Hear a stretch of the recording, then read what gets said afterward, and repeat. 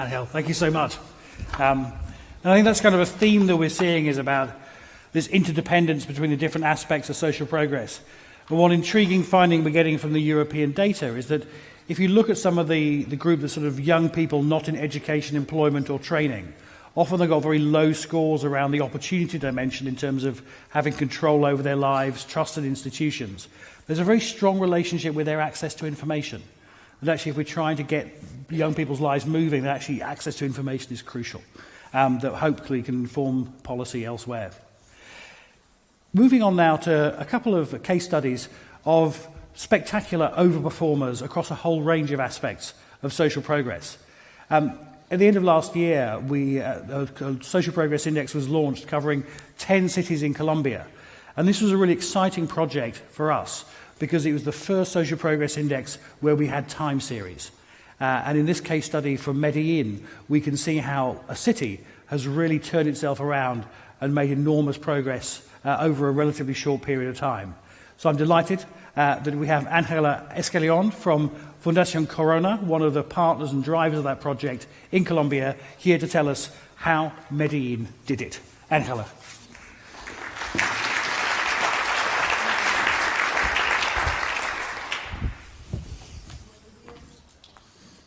Good morning to everyone.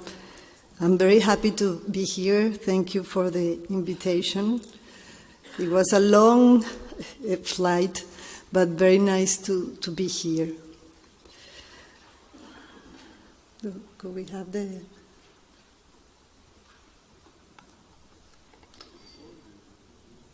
Es que pusieron el de Costa Rica.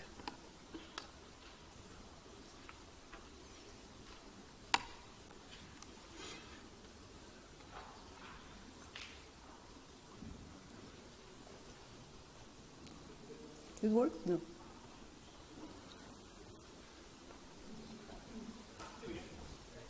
There you are.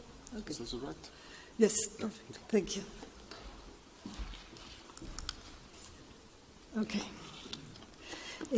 On behalf of all the partners of the SPI Colombia, I wanted to express how proud and happy we are to be here, sharing our experience and also learning from all of you. What works is a big question. But as a famous leader Nelson Mandela said, it always seems impossible until it is done.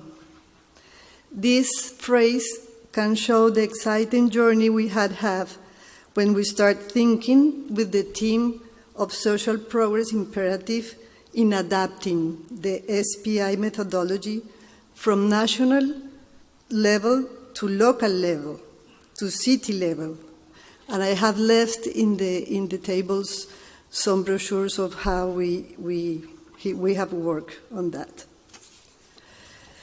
You can ask yourself why a foundation is leading this process.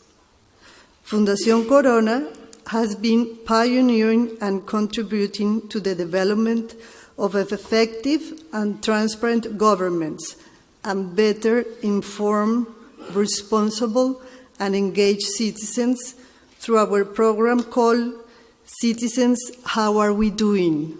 Ciudades, ¿Cómo Vamos?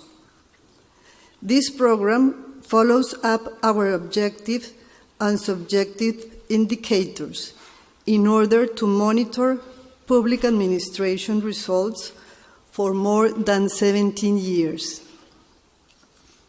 The program is all over our country in 15 capital cities and in 14 towns less than 200,000 inhabitants. It also has been replicated in 64 cities in 14 countries in Latin America. It's a model that we create and we are all using together. Cities, How Are We Doing?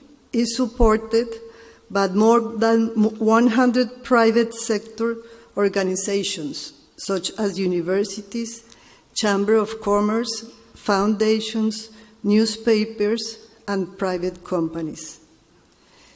Its focus is on strengthening its ability to gather, analyze, and disseminate information, using using methodologies and tools like the Social Progress Index. At the national level network, we believe in the power of information for better policy choices and for more accountable governments. We also believe in three major concepts: smart cities, where the citizens, the people, are the center of the analysis; civic tech, where technology is at the service of the city development; and the concept especially of engaged citizens as a reference for a democratic, participatory, and co-responsible behavior of the population. For 60 years, my country has suffered from an armed internal conflict.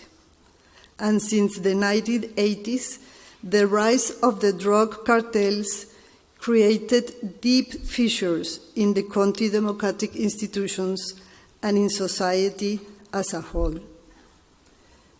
Medellin was an icon of this war on drugs and the center of urban conflict. Medellin is located in the middle of our country. It has 2.5 million populations in all the area. As a result of the conflict, we have had more than 6 million victims and displaced population, of which 1.3 million have died. In Medellin, the situation was unsustainable at the period in the 80s when the war started.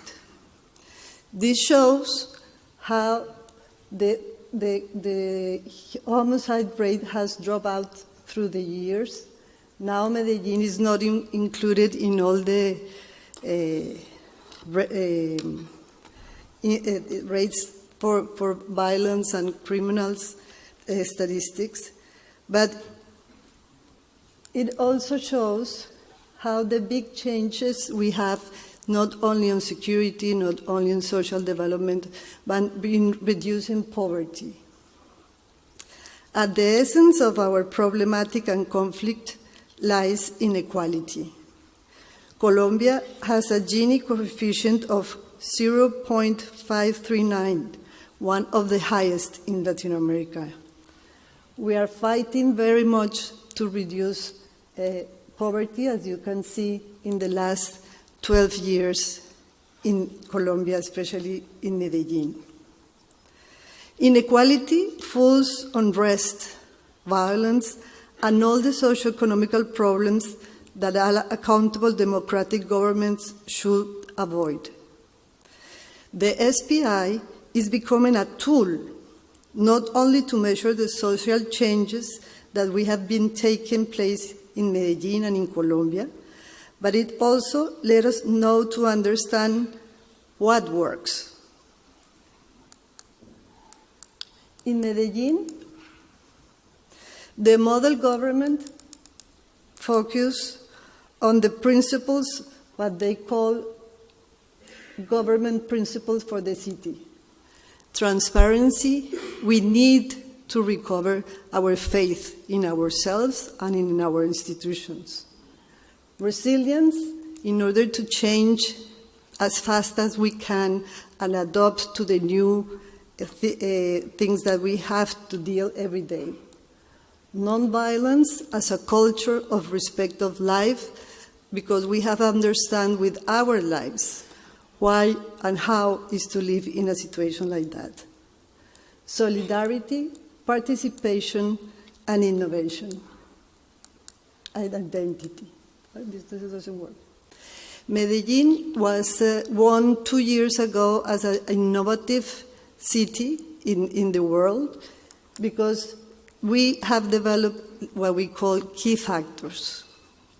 One is obvious, that is the continuity in public policies. In our country, every 4 years, we change local governments and national governments. And many times it is like a starting all over again. Medellin demonstrates that if you continue the public policies, it will be an effort that will continue during the time. We have in Medellin a very strong private sector. The private sector is still in Medellin, even in the world. They were there all the time, respalding the institutions and giving the people the trust that they have to remain in the city and to work for the city. So they built up a new way of relationship between public and private sector and between private sector and communities. This creates a new governance practice of transparency, and the most important asset is credibility. This is some pictures of what Medellin has done, and the people start feeling in their daily life how the change will come. This is the axis. Medellin is, as you can see, we are in the middle of the Andes. The people have to climb all the mountains to get to their homes. Now they have this cable transportation to go up to the poorest areas, and the changes start being around the cables, and the people start taking care of the neighborhoods and changing their style of life to preserve what is good for them and what change the habitat. The other idea is exactly the same, but with electric stairwell. So they go up into the mountain, into the city. It was before that people have to find out the way to climb. And they start painting the houses, taking care of the neighborhood, talking to the neighbors, reestablishing what you have here, and you have talked all about trust, confidence, and closeness. The other ideas was to open what was very close and protected because nobody believed in the other one and they need a lot of security. So this is the water reservoirs for the areas of many barrios in Medellin. So they throw all the security things and open to the community. So they are the ones who have to take care of it, and they built around playgrounds and spaces and parks where people can get together. So they don't need more security, they just need to be there and to take care of their spaces. Medellin, as many other cities in Colombia, established biking routes and biking systems to collaborate with the emissions and also to get people in the streets again so we can all be together. Schools, education, and health has been three of the main issues in Medellin. So they built in the middle of poor, very, very poor communities, big and beautiful infrastructures, so people are proud of what they are getting in there. This is an example of a former dump where the garbage was thrown, and then they built up this park there. So what we have achieved, and now especially with the SPI as a tool for our governments, local governments and national governments. We are working very hard in the National Planning Department to have the SPI articulated with the new goals that our countries admit as our new step in the United Nations. So we combine the indicators that we have in opportunities, in needs, with the goals that we need. And it started working very well.